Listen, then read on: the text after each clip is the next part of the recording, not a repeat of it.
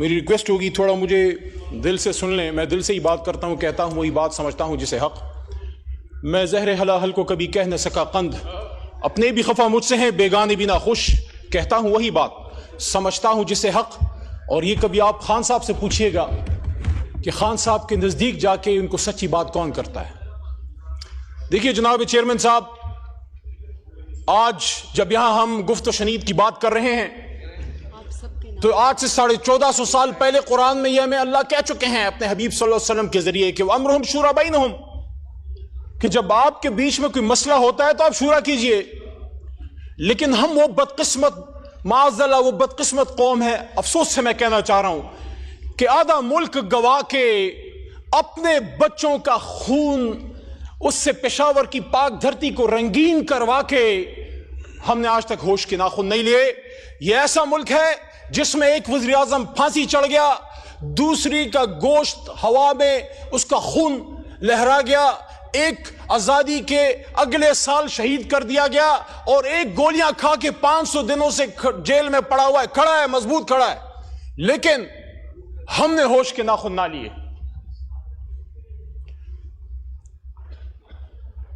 मैं समझता हूं जनाबे चेयरमैन साहब कि कोई भी सियासतदान हो, सियासतदान गोली नहीं मारता, सियासतदान बात करता है। सियासतदान की खूबी यह है कि वो बगैर लड़े आपको मुल्क दे देता है। वो पीछे तस्वीर लगी है, घोड़े पे बैठ के हाथ में बंदूक थामे पाकिस्तान आजाद नहीं हुआ था। पाकिस्तान एक पॉलिटिकल वर्कर ने कलम की ताकत से एक बैरिस्टर लिंकन जिनके उसने हमें हासिल करके दिया था। अफसोस उसकी सिर्फ तस्वीर पीछे लगाने के लिए हमने रख छोड़ी है और माल पानी बनाने के लिए रख छोड़ी है। कहते हैं कायदे आज़म दो तो काम होगा। शर्म नहीं आते हमें? यहां बड़ी बड़ी पॉलिटिकल लेगेसीज हैं और सबका मुझे एहतराम है क्योंकि ऐसे नहीं बनती, कुर्बानियों से बनती है। गफ्फार खान बाबा की भी लेगेसी है, आज जो उनके पोते नवासे कर रहे हैं उससे मेरा कोई काम नहीं है, लेकिन मैं इज्जत तकरीम देता हूं गफ्फार खान बाबा को भी, वली खान साहब को भी। भुट्टो साहब की भी लेगेसी है, मुस्लिम लीग की भी लेगेसी है। लेकिन मेरे भाइयों मुझे आप ये तो बताइए, ये जो इस वक्त डी चौक में शहीद हुए पड़े थे, इनको क्या हिंदुस्तान में आके मारा है? आर्मी पब्लिक स्कूल का सानिहा कल की तारीख में हुआ था। 16 दिसंबर पाकिस्तान की तारीख का स्याह तरीन दिन है। 1971 में एस्टैब्लिशमेंट सियासतदानों को दोष देती है, सियासतदान एस्टैब्लिशमेंट को दोष देते हैं। इतनी बड़ा पाकी दामा की हिकायत, दामन को जरा देख, जरा बंद कुबा देख। कोई कहता है जनरल यहया ने फौज कुशी की, कोई कहता है तुमने इधर हम उधर तुम का नारा लगाया, कोई कहता है हाइब्रिड रजीम है। यह हाइब्रिड रजीम क्या 2017 से आई? 1986 में जब मोहतरमा बेनजीर भुट्टो शहीद पाकिस्तान उतरी एग्जाइल के बाद, पाकिस्तान की तारीख शायद है कि या वो दिन था या 30 अक्टूबर 2011 जब पूरा लाहौर निकल आया था, या पूरा लाहौर बेनजीर के लिए निकला है या इमरान खान के लिए निकला है। लेकिन जब सन 86 में, मेरा सवाल आज इस पार्लियामेंट से ये मुकदमा जमहूरियत है, मैं किसी नवाज शरीफ जरदारी या इमरान खान की बात नहीं कर रहा, मैं इस पार्लियामेंट का, इस जमहूरियत का रोना रो रहा हूं कि आज हमें हाइब्रिड रजीम की बात की जाती है, यहां सिलेक्टेड की बात हुई, हमें सिलेक्टेड भी कहा गया, पता नहीं क्या क्या कहा गया। शुक्र है कातिल तो नहीं कहा गया, कातिल तो नहीं है, अपने हमारे हाथों में किसी का खून नहीं है, शुक्र अल्हम्दुलिल्लाह। यहां बेशुमार लोग आया करते थे इसी डी चौक में, मैं, परवेज खटक और शेख रशीद इमरान खान के हुक्म पे जाके एंगेज करते थे।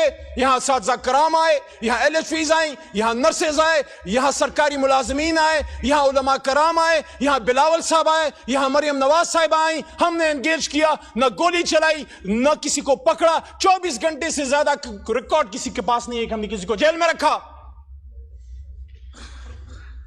जनाब चेयरमैन साहब, यहीं इसी कुर्सी पे कायद ऐवान तशरीफ फरमा थे शहबाज शरीफ साहब, और मैंने उनके सामने ये गोश गुजार की बात, मैं तकरीर के दौरान चिट्ठी नहीं पढ़ता, मुझे पता है मैंने क्या कहना है। मेरी उम्र गुजर गई है, 10 साल मेरे इस पार्लियामेंट में गुजर गए हैं, वल्लाह मैंने यहां लड़ाई देखी है। ऐसे लगता है जैसे हम घरों से यहां लड़ने के लिए आते हैं, जैसे ये कैमरास बंद होते हैं फिर आपस में चाय पीते हैं। ये मुनाफिकत नहीं है? एक दूसरे की शादियों में जाते हो, एक दूसरे से मिलते मिलाते हो, इकट्ठे जाके उम्रे करते हो, लेकिन जब कौम की बात आती है फिर आपस में लड़ते हो। किसको दिखाने के लिए? अल्लाह को राजी करो यार। इज्जत जिल्लत इमरान खान, नवाज शरीफ या जरदारी के हाथ में नहीं है। इज्जत और जिल्लतों का मालिक वो है जिसके 100 नाम ऊपर लिखे हुए। आज वो बात करो जो खुदा लगती बात हो, जो हक लगती बात हो। एबटाबाद डिवीजन में जनाब चेयरमैन साहब, मैं एक एक शहीद के घर गया हूं। यहां छोटा भाई इधर बैठा हुआ था, अता तारड़ साहब इस वक्त नहीं है। मैं उनको कहता हूं, अता भाई मैं आपको हाथ से पकड़ के मेरी गाड़ी में, उसमें मेरा अपना जाती पेट्रोल है, मेरे साथ चलें। कम से कम जिन शहीदों को मैं जानता हूं उनके कब्रों पे मेरे साथ जाएं। और मेरा आपसे वादा है, रेंजर का शहीद आपका नहीं मेरा भी शहीद है, इकट्ठे रेंजर्स की शहादतों और दुआओं पे भी जाएंगे। लेकिन एबटाबाद डिवीजन नथिया गली के टॉप में एक पहाड़ी के सिरे पे एक नौजवान मुबीन मलिक की जो शहीद हुआ है यहां, और उसकी जो गोली बॉडी पे लगी है वो आर पार नहीं गई, उसमें एक बुलेट वुंड है। और यहां लॉयर्स बैठे हैं, मरवत बैठा है पीछे, मरवत साहब बैठे हैं, आप भी लॉ के स्टूडेंट हैं। जब बॉडी से गोली आर पार नहीं जाती इसका क्या मतलब है? इसका मतलब है कि it's a sniper shot.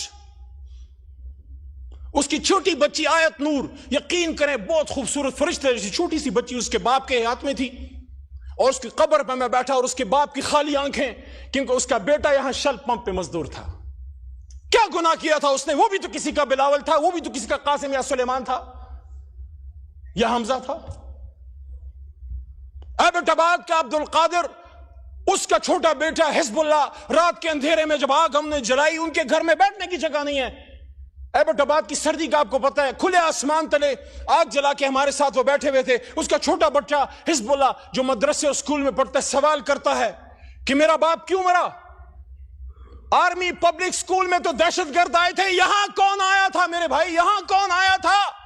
Parliament के सामने ला इलाहा इल्लल्लाह मुहम्मदुर रसूलुल्लाह के सामने यहां गोलियां चल रही थी। यहां में कहा जाता है नहीं मारा तो किसने मारा? Forget about this point that they were the workers of Pakistan Tehreek-e-Insaf. They were Pakistanis, and according to the Constitution of Pakistan, Article 9. Article 9, और मैं अप्रिशिएट करता हूं यहां आज राना सनाउल्लाह ने, राना साहब ने अच्छी बात की है कि दोनों तरफ जो शहीद हुए हैं उन सब के लिए इन्ना लिल्लाहि व इन्ना इलैहि राजिऊन पढ़नी चाहिए। मैं पढ़ चुका हूं। ये दोनों तरफ के नहीं है, ये एक तरफ के हैं। काश हम समझ पाए, हुजूर सल्लल्लाहु अलैहि वसल्लम की हदीस का मफहूम है कि वक्त तुम पे ऐसा आएगा कि मारने वाला भी मुसलमान और मरने वाला भी मुसलमान। लेकिन मेरे भाइयों, मेरे पाकिस्तानियों, मेरे चेयरमैन साहब, आप खुद एक ऐसे सूबे से हैं जो हमेशा मुश्किलात का शिकार रही है, एक ऐसे शहर से हैं जहां हमेशा खून की होली खेली गई है। मुझे जिस चीज का दुख है बतौर पाकिस्तानी, आप सब मेरे भाई हैं, मेरे किसी से नफरत नहीं है। वहां जिस सीट पे अता तारड़ बैठे हैं, वहां मैंने जब 9 अप्रैल की रात स्पीच की थी, आप इधर 170 बैठे हुए थे। मुझसे अक्सर पूछा जाता है तुम्हें डर नहीं लग रहा था उस रात? तुम अकेले थे और ये 170 थे। मैंने कहा मैं उनको दुश्मन नहीं, सिर्फ एक सियासी मुखालिफ समझता हूं, मुझे उनसे कोई डर नहीं था। लेकिन मुझे जिस चीज का दुख है वो ये है कि जो यहां डी चौक पे शहीद हुए हैं आगा साहब, उनकी न सिर्फ जान गई है बल्कि उनका मान भी टूटा है। मैं दिल के दर्द से ये कह रहा हूं, उनको ये पता था कि गिरफ्तार हो जाएंगे, आंसू गैस चल सकती है, लाठी चल सकती है, हाथ पैर टूट सकते हैं, लेकिन जो गोली हमने इनको हिंदुस्तान पे चलाने के लिए दी है वो मेरे सीने से आर पार कभी नहीं होगी, कभी नहीं होगी, कभी नहीं होगी। ये गोली तो उन लोगों के लिए हमने तुम्हें दी है कि जो लोग श्रीनगर में मुसलमानों का खून बहाते हैं, ये गोली पाकिस्तानियों पे चलाने के लिए नहीं, ये गोली पाकिस्तान और इस्लाम के दुश्मनों पे चलाने के लिए है। और आज हमसे बात की जाती है कि बताओ, हमारे पश्तो में कहते हैं मड़ुम शुमो पड़ुम शुम, मार भी दिया और मैं ही गुनहगार। मुगल नयम ची गमुन तबजाड़म मरवत से तो पे पोएगी मुगल नयम ची जख्मुन तबजाड़म खपुल इंतकाम पपर हरुद किरान गाड़म ज पुख्तुन ची लग दमशम लग समशम द जरे हिसाब बदर नगवाड़म वकुल जाल हक वज़ाक़ अल बातिल काना ज़हूक़ा। मुज़ाकरात निकल आएगा। इमरान खान भी इंशाअल्लाह 500 दिनों से खड़ा है। हम मुज़ाकरात की भीख नहीं मांगते। अगर तुम समझते हो कि उसका अंदर रख के मुल्क चला सकते हो, चला के देख लो। हम एक मुतालबा करते हैं, डी चौक के खून का इंसाफ चाहिए। हमें और कुछ नहीं चाहिए। मुझे भी साथ इमरान खान के अंदर डाल दो। 78 दिनों तक रहा हूं मैं। ख्वाजा साहब ने कहा ना, मैं उस बात से एग्री करता हूं। ख्वाजा आसिफ ने कहा कि इज्जत से जेल गुजारनी चाहिए। 78 दिन तक रहा हूं। एक ऐसे आदमी का पोता हूं जिसने पाकिस्तान बनाया था, इस आदमी के साथ जेल का दुख नहीं। जिस कोठरी में 6x8 में मुमताज कादरी को आपने रखा, उसमें मैं रहा। पेशावर जो मेरा अपना शहर है, जहां पला बड़ा हूं, वहां सूफी मोहम्मद को, तहरीक नफाज शरीयत मोहम्मदी के सूफी मोहम्मद बरहूम साहब को जिस 6x8 की कार कोठरी में रखा, मैं भी उधर रहा हूं। मैंने भी कभी ये बात असेंबली के फ्लोर पे नहीं की, लेकिन आज ख्वाजा साहब ने बात की है तो मैं भी कह रहा हूं, हमने भी जेल काटी है, जवां मर्दी से काटी है। लेकिन मुझे दुख उस दिन हुआ जब अपने मर्दान में, जब मेरे तमाम 3 MPOs खत्म हुए, तो जो मेरे सामने चार्जशीट रखी गई, उसमें आर्मी एक्ट था, उसमें सीक्रेट एक्ट था, उसमें ATC था। देयर अंडरस्टैंडिंग, ये दोनों वकला और पीछे काकड़ साहब भी शायद बैठे हैं, वो भी समझते हैं। क्या पाकिस्तान बनाने वाला अली मोहम्मद? क्योंकि अगर मेरे दादा या आपके नाना ने पाकिस्तान बनाया तो हमने बनाया। क्या वो सीक्रेट एक्ट यानी पाकिस्तान से गद्दारी का मुजरिम होगा? क्या वो दहशतगर्द है? वो मर्दान जिसने मुझे 3 बार इज्जत दी, उस वक्त 2 बार पास हुआ था। आपने मुझ पे, मेरे मर्दान में दहशतगर्दी और मुझसे गद्दारी का फतवा लगाया। उसके चंद महीने बाद मर्दान ने मुझे 1 लाख से ज्यादा वोट देके वापस इधर से ऐवान में भेज दिया। देखिए, खुदा लगती बात करें, ये पाकिस्तान मगरिबी पाकिस्तान वालों ने नहीं, मशरिकी पाकिस्तान वालों ने बनाया था, बंगालियों ने बनाया था। हम उनको 2nd दर्जे के सिटीजन समझते थे। हम उनसे बात करना तौहीन समझते थे। हम समझते हैं ये लड़ नहीं सकते, हम समझते हैं सिविल सर्विस नहीं चला सकते। वो जीत गया, हमने उसको हुकूमत दे देते, हुकूमत क्या हो जाता। हां, गैर मुल्की साजिशें हुई। वो क्या कहते हैं कि दीवार क्या गिरी, मेरे कच्चे मकान की लोगों ने मेरे घर में, मेरे आंगन से या घर से रास्ते बना लिए। जब हमने हक नहीं दिया तो फिर अगरतला साजिश हुई। जब हमने हक नहीं दिया तो मुक्ति बहानी बनी और इंदिरा ने उसको, इंदिरा गांधी ने सपोर्ट किया। लेकिन बंगाली, ये भी तो अपने आप से सवाल कीजिए, वो बंगाली जो हमसे पहले पाकिस्तान जिंदाबाद कहते थे, वो बंगाली फिर हिंदुस्तान जाके मुक्ति बहानी की ट्रेनिंग कौन ले रहा था? हिंदुस्तानी फौज के आर्म मिलिट्री पर्सनल भी मुक्ति बहानी के जामे में आते थे। लेकिन हम तो इतने संग दिल हैं कि उस माहौल में जब एक साजिश हुई, हमारी गलतियां हुई पॉलिटिकल, हमने एक्सपीडियंसी का मुजाहरा किया, हमने मिलिट्री ऑपरेशन किया, लेकिन उस माहौल में मशरिकी पाकिस्तान में जिन लोगों ने पाकिस्तान जिंदाबाद कहा, जिन लोगों ने इस्लाम जिंदाबाद कहा, कायद आज़म जिंदाबाद कहा, जिन्होंने पाक फौज उस वक्त जिंदाबाद कहा, उन बहारियों को आज तक अपने इस मौजूदा पाकिस्तान में आप शनाख्ती कार्ड तक देने के रवादार नहीं।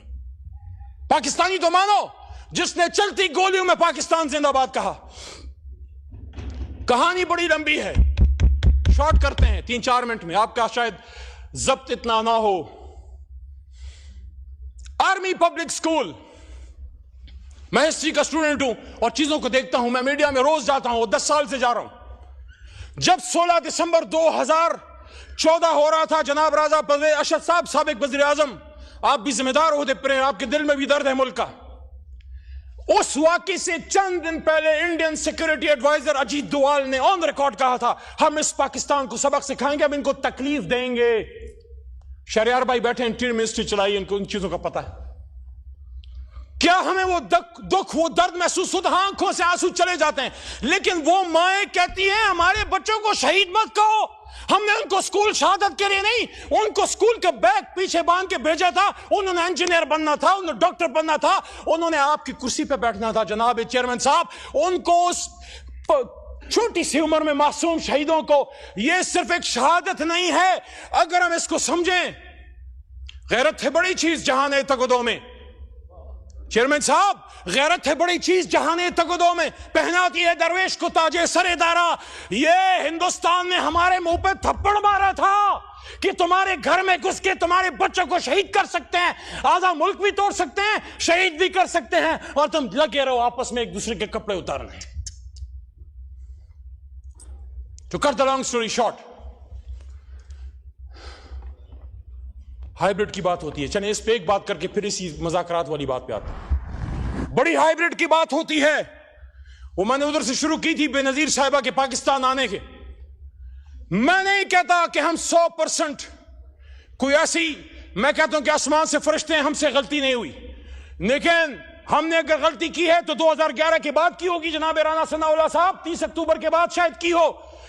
1988 में जब बेनजीर वजीर आजम बन रही थी, आप मुझे बताएं उसके 2 साल बल्कि 18 महीने टू बी वेरी एग्जैक्ट, वो हाइब्रिड रजीम नहीं थी क्या? IGI जब बनी हाइब्रिड रजीम नहीं थी क्या? हमीद गुल साहब इज ऑन रिकॉर्ड कि उसमें जब उसामा बिन लादेन का पैसा इस्तेमाल हुआ बेनजीर के खिलाफ, क्या वो हाइब्रिड रजीम नहीं थी क्या? यह आज की कहानी तो नहीं, 100 बरसों की दास्तान है जनाब चेयरमैन साहब। 3-4 चीजों का बड़ा दुख है मुझे। मैं कभी पीपल पार्टी का वर्कर सपोर्टर नहीं रहा, आज भी मैं कहता हूं मुझे बड़ा अजीब लगता है। सदर आपका बैठा है, चेयरमैन सेनेट आपका बैठा है, चारों गवर्नर आपके बैठे हैं, 16 महीने आप इधर इख्तिदार में बैठे रहे, आज भी आप उन सीटों पे हैं, आज भी आप रोना रोते हैं। आ जाए इधर हमारे साथ और एक जेन्युइन अपोजिशन करते हैं। वो कहते हैं तो इधर उधर की ना बात कर, ये बता के काफिला क्यों लूटा? तेरी रहजनी का गिला नहीं, तेरी रहबरी का सवाल है। मेरे चेयरमैन साहब, हम मामलात को सुलझाने वाले लोग हैं। मैं जिस इलाके से हूं, बचपन में लोरी में हमें बंदूक और तलवार सिखाई जाती है। जुखशाल तुरा पलास कफन पगाड़ा बरा पासम कि खबर शुम च पुख्तुन दचा गुलाम शो। मैं खुशाल खान खटक कब्र से हाथ में तलवार और कफन पाने निकलाऊंगा अगर मुझे यह पता लगा कि पख्तून या मुसलमान किसी का गुलाम बन गया। लेकिन हम आपस में लड़के जीत भी गए तो किससे जीतेंगे? लाश तो पाकिस्तानी की गिरी है ना। अगर इधर अनीस सत्ती की गिरी है इस्लामाबाद में, मैं सब जगहों पे गया हूं। वो अपनी मां को ये कह के गया था चेयरमैन साहब कि मेरे लिए दुआ करना, मैं अपने लीडर को आजाद करने निकला हूं। आपके भी लीडर के लिए लोगों ने अपने आप पे आग लगाई थी, खुदकुशियां की थी जनाब। हालांकि खुदकुशी इस्लाम में हराम है, लेकिन मेरे भी लीडर के लिए मरते वक्त उन्होंने खून से कैदी नंबर 804 लिखा है। Look at the commitment of the level of the workers of Pakistan Tehreek Insaf. Imran Khan को किसी ने अकेला नहीं छोड़ा। मियां साहब का गिला अपनी जगह दुरुस्त है। जब मियां साहब ने फरमाया कि उनको कहा जाता था कि कदम बढ़ाओ मियां साहब, हम तुम्हारे साथ हैं, लेकिन जब मुशर्रफ का आहनी हथौड़ा चला, जुल्म हुआ, इमरजेंसी कायम हुई, मियां साहब ने देखा तो मादूद चंद लोग थे, एक जावेद हाशमी था, उसको भी फिर आपने प्रॉपर्ली ओन नहीं किया। लेकिन ये क्या कहें, हमारा भी उसी तरह का दर्द है। ऐसा ना हो जो खड़े थे इस तरफ कल को फिर वो पीछे ही खड़े रहे और जो निकल गए थे वो फिर आगे बैठे हों। होता है, सियासत में होता है हुजूर। लेकिन वल्लाह हमने इमरान खान के लिए नहीं किया, हमने अपनी कमिटमेंट, अपनी गैरत, अपनी अना के लिए किया है कि कल को कोई असद कैसर को, वो जो आपकी कुर्सी पे बैठा होता था, सुलझू आदमी, आपसे हमेशा बात करता था, हमारी जमात से गाली सुनता था, उसको जब आपने उठा के अपने ही मैदान में आपने जेल में डाला तो उसने सिर्फ इमरान खान के लिए नहीं, अपनी खुद ही अपनी अना, अपनी गैरत के लिए किया कि कोई असद कैसर को यह ना कहे कि सवाबी का बेटा बिक गया या डर गया, कोई शहरयार खान अफरीदी को यह ना कहे कि गुहाट का बेटा डर गया या बिक गया, कोई निसार जट को यह ना कहे कि पंजाब का बेटा डर गया या बिक गया। और ये कोई मुझे ना बताए कि पंजाबी खुदा न खास्ता बुज़दिल हैं या निकलते नहीं है। इस लेवल की फस्तायत आप पख्तूनख्वा में करो, यहां भी कोई नहीं निकलेगा। हमने तो सुना था कि माएं बहनें सांझी होती हैं, ये कैसी सांझी माएं बहनें हैं? जब मेरी और आपकी मां रेहाना डार के सर से दुपट्टा छीना गया और उसको खींचा गया तो फिर सियालकोट के साथ पूरा पाकिस्तान क्यों ना रोया? और आप क्यों ना रोए? आपकी तो जमात ही खवातीन के हकूक पे बनी है हुजूर।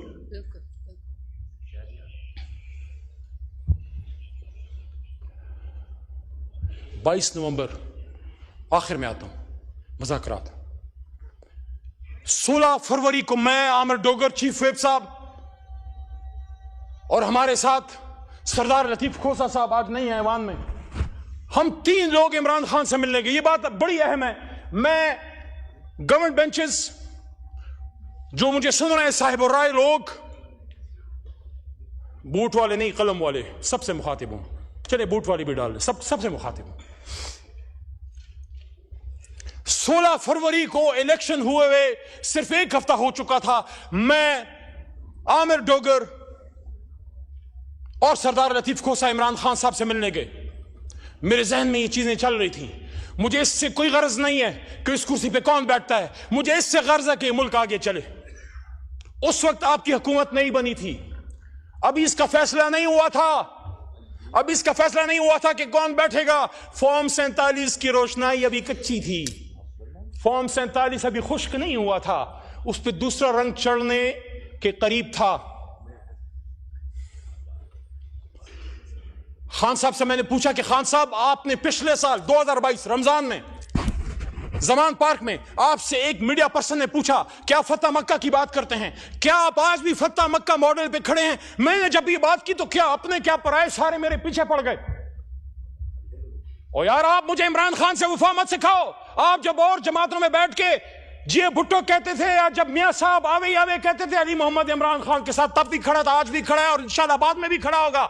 मैं जो बात करता हूं इसलिए करता हूं कि इमरान खान निकले, मुल्क आगे जाए। मैंने खान साहब से कहा आप खड़े हैं? उन्होंने कहा हाँ। मैं फतह मक्का मॉडल पे खड़ा हूं, और फतह मक्का मॉडल का क्या है कि जीत के बाद इंतकाम नहीं, आम माफी। लेकिन उसको आम माफी तो रसूलुल्लाह सल्लल्लाहु अलैहि वसल्लम भी नहीं दे सकते थे जिसने किसी का खून बहाया। वो तो किसास की बात है, वो तो अदालत की बात है, सियासी इंतकाम नहीं। और उसके साथ एक और बात इमरान खान साहब ने की, जो मैंने जब की तो फिर मुझे मेरे अपने पड़ गए, और फिर आपके भी यार लोग पड़ गए, और वो दूसरे भी पड़ गए, और सारे पड़ गए। खान साहब ने कहा ट्रुथ एंड रिकंसिलिएशन कमीशन। उन्होंने कहा कि नेल्सन मंडेला ने ट्रुथ एंड रिकंसिलिएशन कमीशन कायम करके अपने मुल्क को आगे ले गया। बल्कि उनके अल्फाज to be exact quote and quote ये थे कि वेस्ट ने, इमरान खान साहब ने कहा कि वेस्ट ने हमारे नबी पाक सल्लल्लाहु अलैहि वसल्लम की तालीमात को अपना के फतह मक्का मॉडल को लेके ट्रुथ एंड रिकंसिलिएशन कमीशन बनाया, और देखो वेस्ट आज कहां चला गया और हम किधर खड़े हैं। मैंने 12 की ये बात की इलेक्शन कमीशन के बाद। दोस्तों को याद होगा अगर इधर कोई है, इलेक्शन कमीशन के बाद मैंने कहा कि खान साहब कहते हैं कि हम ट्रुथ एंड रिकंसिलिएशन कमीशन, तो रिकंसिलिएशन पे तो जोर दिया कि अली मोहम्मद कहता है रिकंसिलिएशन। मैंने ट्रुथ पहले की है, पहले ट्रुथ देन रिकंसिलिएशन। सच बोलना पड़ेगा। 2 मिनट और। 22 नवंबर, ये फैक्ट्स आपके सामने आने चाहिए, पूरी कौम सुन रही है। 22 नवंबर को हमें हमारी पॉलिटिकल कमेटी ने जनाब इमरान खान साहब से मिलने भेजा, हमें नहीं मिलने दिया। मैं था उसमें, चेयरमैन गौहर थे उसमें, सेक्रेटरी जनरल राजा थे हमारे, राजा साहब, उसमें हमारे साथ रऊफ हसन साहब और सरदार लतीफ खोसा। हमारा काम क्या था? हमने इमरान खान साहब को यह कहना था कि ये जो एहतजाज है उसको आप मुलतवी ना करें, खत्म ना करें, सिर्फ ऑन होल्ड कर लें, इस्लामाबाद की पेरिफेरी में कहीं बैठा दें, ताकि गुफ्तगू जो चल पड़ी है वो गुफ्तगू किसी अंजाम तक पहुंच सके। हमें मिलने नहीं दिया। अपनी मंजी तले डांग फेरे उस सियासी लोगों। कौन है जो हमें लड़ाना चाहता है? किसको पता था कि हम किस लिए जा रहे हैं? कौन चाहता था कि डी चौक पे खून बहे?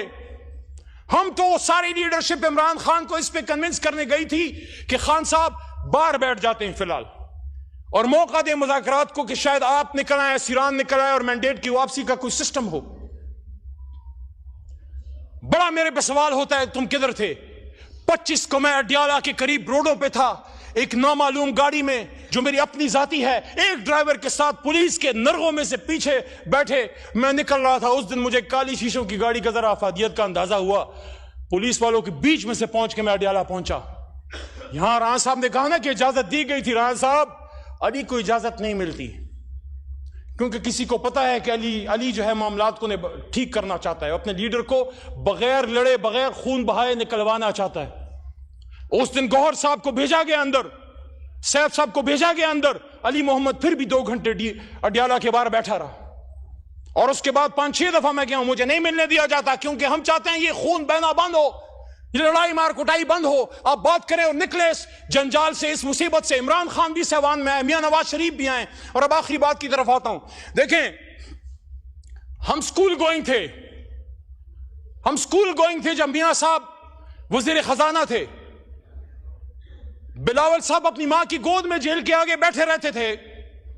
नस्ल जवान हो गया, आज बिलावल की खुद शादी की उम्र है, उसकी माशाल्लाह जो सिस्टर है उनकी माशाल्लाह अब बच्चे हैं। इतना वक्त गुजर गया बीच में, मियां साहब की अपनी बेटी वजीर आला बन गई, इमरान खान साहब वजीर आजम बन गए, एक नस्ल जवान हो गई, दूसरी शादी की उम्र तक पहुंच गई। लेकिन पाकिस्तान में म्यूजिकल चेयर खत्म नहीं हुआ, लड़ाइयां खत्म नहीं हुई, आपकी हाइब्रिड रजीम खत्म नहीं हुई। आपकी लोगों को यह एक फैसला कर लो कि पाकिस्तान को चलाना है तो पार्लियामेंट से चलाना है। रावलपिंडी अगर जाना है तो सिर्फ किसी की दुआ या तकरीब में जाएं, किसी से इशारे में इशारे ना लें, अपने अल्लाह से इशारे लें, अपने अल्लाह के हुक्म पे आए, अवाम की ताकत से आए, अवाम की वोट से आए और उनको भी बताएं जब तक आप अपने आखिरी बात आप अपने आईनी रोल में होंगे, जब तक आप अपने आईनी रोल में होंगे, जब तक आप बॉर्डर्स की हिफाजत करते हैं, जब तक आप हिंदुस्तानी सांपों को कुचलते हैं, हम आपको अपने सर पे बैठाते हैं। लेकिन जब आप हमारे अपने मुल्क में हमारे बच्चों के सर कुचले जाते हैं, फिर हमें दुख होता है, फिर हमें तकलीफ होती है और फिर हम सवाल करते हैं। और जब सवाल करते हैं तो अपनी शहर मर्दान में फिर आर्मी एक्ट और सीक्रेट एक्ट और एंटी टेररिज्म एक्ट, और क्या सिर्फ हम पे लगे, आप पे नहीं लगे? तो जनाब 70 साल की हो गई ये लीडरशिप, इज्जतें भी देख लें, जेलें भी देख लें, मुल्क से दरबदर होना भी देख लिया। 70 के बाद या 60 के बाद तो फिर अल्लाह ही याद आता है। मियां साहब इज 70+, जरदारी साहब इज 70+, इमरान खान साहब इज 70+, और मौलाना फजल रहमान साहब भी 70 के करीब होंगे शायद। मेरी तजवीज है,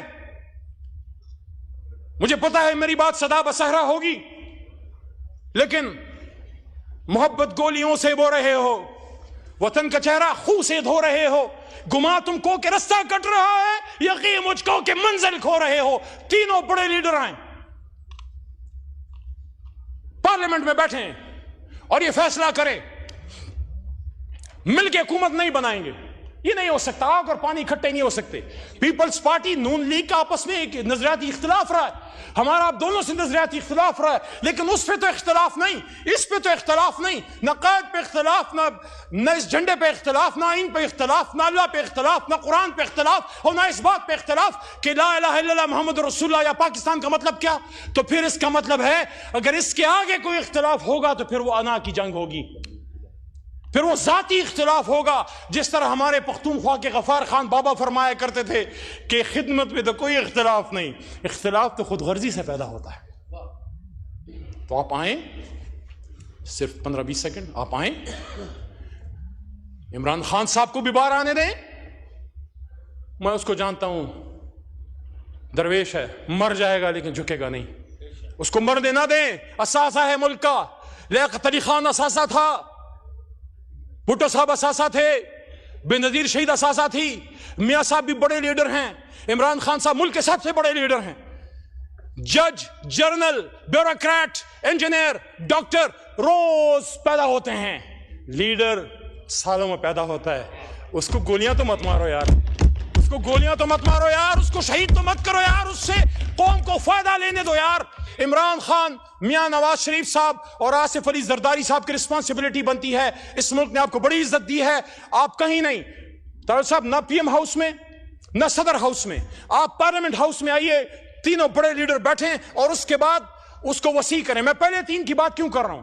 मैं इसलिए कर रहा हूं कि वो जमात जो मुल्क को वजीर आजम दे सकती है वो पहले बैठे और फिर उसको फैलाएं। उसमें मौलाना साहब को, हाफिज नईम साहब, हाफिज नईम साहब की बात कर रहा हूं, हाफिज नईम साहब, और उसके साथ साथ उसमें चकजई साहब, उसमें मेंगल साहब यहां से इस्तीफा देके गया है, उसको मनाओ यार। वो पहाड़ों में गया है, एक अकबर भुगती काफी है पहाड़ों में शहीद होने के लिए, बस करो यार, और शहादतें नहीं चाहिए। बलोचिस्तान की पहाड़ियों में अख्तर मेंगल से भी बात करो यार, और यहां MQM से भी बात करो, क्योंकि मुझे आज भी याद है, इस वक्त नहीं है फारूक भाई, लेकिन फारूक भाई का वो शेर मुझे आज भी याद है, शायद आज मैंने बोलना भी था कि मेरे लहू से वजू, फिर वजू पे वजू, ज़माने डरा हुआ हूं तेरी नमाज से मैं, आओ इधर बैठो। और फिर ये शेर इंशाल्लाह पूरा होगा कि उम्मीद अभी कुछ बाकी है। एक बस्ती बसने वाली है, जिस बस्ती में कोई जुल्म न हो और जीना भी कोई जुर्म न हो। उम्मीद है ऐसी बस्ती की, जनाब चेयरमैन साहब, जल्दी नहीं, उम्मीद है ऐसी बस्ती की जहां जुल्म का कारोबार न हो, जहां जीना भी आजार न हो। उम्मीद है ऐसी बस्ती की जहां रोटी जहर से सस्ती हो। जनाब कादिर पटेल साहब, चेयरमैन साहब, काश ये बस्ती काश तुम्हारी हो, ये बस्ती काश हमारी हो। पाकिस्तान जिंदाबाद।